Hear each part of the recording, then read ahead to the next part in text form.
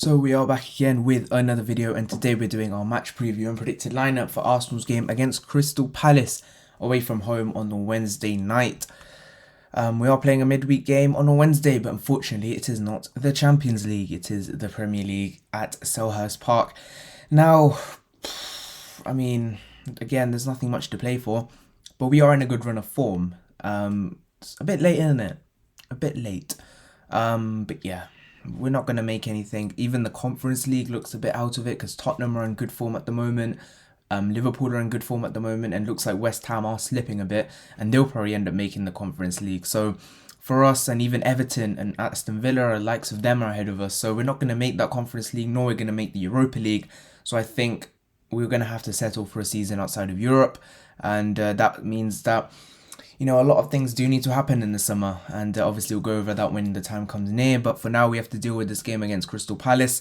For them, again, they're not doing too bad, but again, they've got a manager he'll grind them out mid-table. He's not going to get you relegated, and they are sitting 13th at the moment with 44 points out of 36 games with 2 games left. The highest they could probably finish is about 11th, 12th, but they're probably not going to get that. But it's an alright finish for Crystal Palace, and they're one of them teams. They're a secure Premier League side team that, for me, aren't going to really challenge anyone soon enough. But they've got some decent players, the likes of Wilfried Zaha.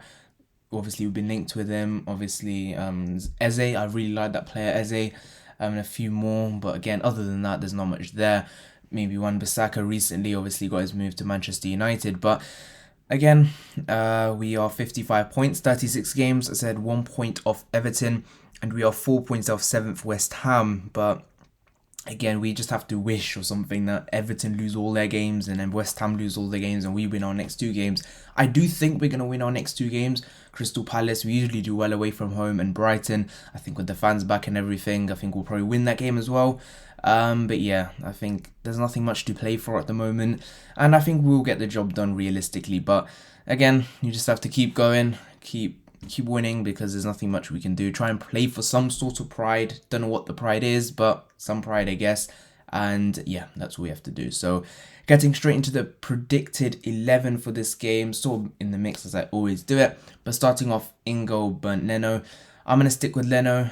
Again, Matt Ryan, I think, has done enough to show that he deserves a contract in the summer. I think he got injured a game or 2 ago, so I'm not too sure what's going to happen with him. But yeah, I'm going to stick with Bernd Leno. Next one is going to be Callum Chambers at right back. Again, I don't want to see Bella in there. I don't think Cedric's played enough to warrant a place there, and I think it'll just be Callum Chambers, to be honest. And he's playing for a new contract as well, so Callum Chambers for me. Left back, I'm going to go with Kieran Tierney. Now, again, Kieran Tierney, again, he's someone who's trying to get back into fitness. We thought he was not going to play again for the rest of the season, but again, came in against Villarreal and played against Chelsea, and I thought he did quite well, Kieran Tierney, so I'm going to stick with him. 2 centre-backs, I'm going to go with Gabrielle and Marie. I was thinking about go with the 3 at the back like we did against Chelsea, but again, this is Crystal Palace, just take the game to them. But that game did show that we can play with 2 left-sided centre-backs, even though there was a right-sided one as well. So I think, why not? Just try it. Pep did it. Surely he's going to do it. So yeah, Marie and Gabrielle. Moving into the 2 holding midfielders, I'm going to go Partey and Oneni. I don't want to see Xhaka near this team, and I think he's injured as well. And Ceballos is going back to Madrid. Why are we going to play him? So I think Partey and Oneni is probably our best midfield pivot, and that says a lot, because both of them, I think Partey's had an underwhelming season for his standards, and Oneni, for his standards, he's been pretty decent this season. So I think both of them next to each other do a good job, obviously beating United when they play next to each other, and then Chelsea. So yeah, I think go with both of them. And at the number 10 spot, ahead of them, Emile Smith-Rowe. Again, Odegaard is going to look like, even though I like the player, I think he's going to go back to Madrid. So why are we strengthening a Madrid player when we have Emile Smith-Rowe, our very own youth academy product? Play him. Just play him. And Emile Smith-Rowe for me. On right hand side, I'm going to go Bukayo Saka. Again, he's been okay. He's not been amazing the last few games, but he's been good. He's been doing his thing. And again, he's someone that he's been carrying us this season, doing very well. And I'll be going with him. Left hand side, Nicola Pepe. Again, he's had like 17, 18 GA this season. And again, for £72 million footballer, it's not that great. but he was never a £72 million footballer. At best, he was a £40 million footballer. And even for that standard, I think 17-18 GA this season has not been that bad.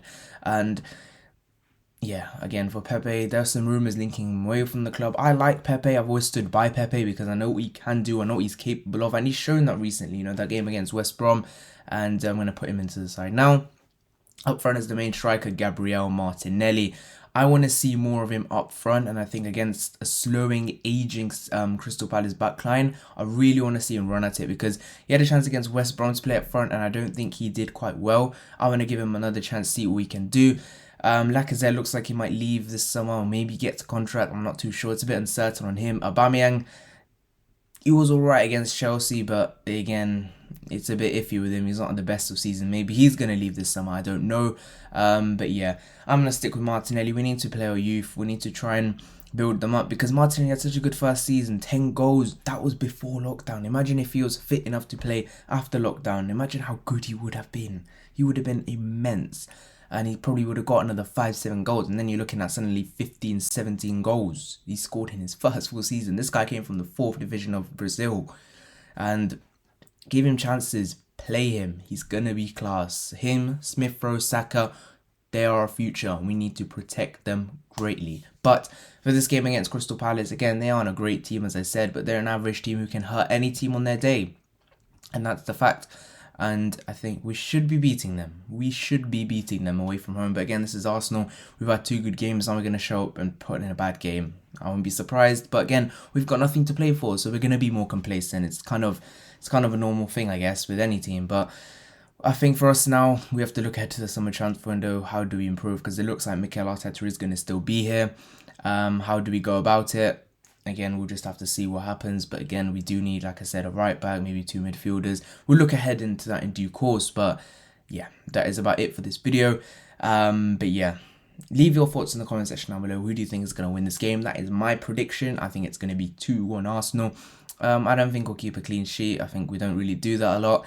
Chelsea, I think we sort of parked the bus. We're not going to be parking the bus in this game, so we're probably not going to do that.